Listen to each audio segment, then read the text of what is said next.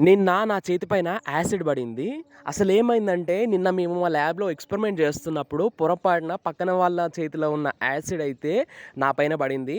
చేతి పైన అండ్ అట్లాగే మీరు చూస్తున్న షర్ట్ పైన కూడా పడిపోయింది. నా నడుము దగ్గర షర్ట్ మీద పడగానే మొత్తం ఒక్కసారి ఇట్లా పొగలొచ్చేసి షర్ట్‌లోంచి షర్ట్ మొత్తం ఇట్లా బొక్కలు పడిపోయింది. మొత్తం కాలిపోయినట్టు అయింది చూడండి షర్ట్.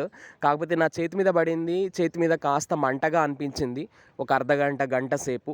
సో, నడుము మీద అంటే నడుము దగ్గర షర్ట్ మీద పడగానే నడుముకి కూడా కొంచెం రెడ్ కలర్ అయిపోయింది. కొంచెం ఇట్లా దురదలాగా, మంటలాగా వచ్చింది. కాకపోతే తర్వాత మేము హ్యాండ్ వాష్ చేసుకొని, మళ్ళీ సోప్ పెట్టి కడిగి, తర్వాత ఐస్ క్యూబ్స్ పెట్టి రబ్ చేయగానే ఒక గంట సేపటి తర్వాత మళ్ళీ నార్మల్‌కొచ్చేసింది స్కిన్ అయితే.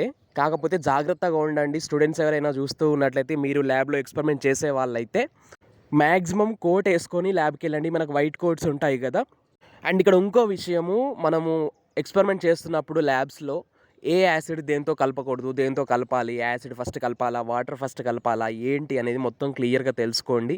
సో, కొంచెం ఆగమాగం కాకుండా యాసిడ్ కలిపిన తర్వాత కూడా టెస్ట్ ట్యూబ్స్ ఏవైతే ఉంటాయో వాటిని మంచిగా ఏమంటాం, మంచిగా హోల్డ్ చేయడం, గట్టిగా పట్టుకోవడం లాంటివి కూడా ఇట్లాంటివి చూసుకోండి. ఎందుకంటే ఈసారి అంటే నా మీద పడింది సల్ఫ్యూరిక్ యాసిడ్.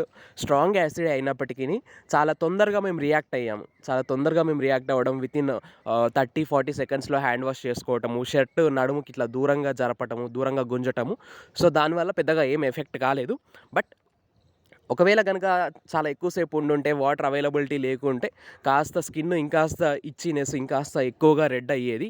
కాబట్టి మీరు కూడా జాగ్రత్తగా ఉండండి. ఓకే. రైట్.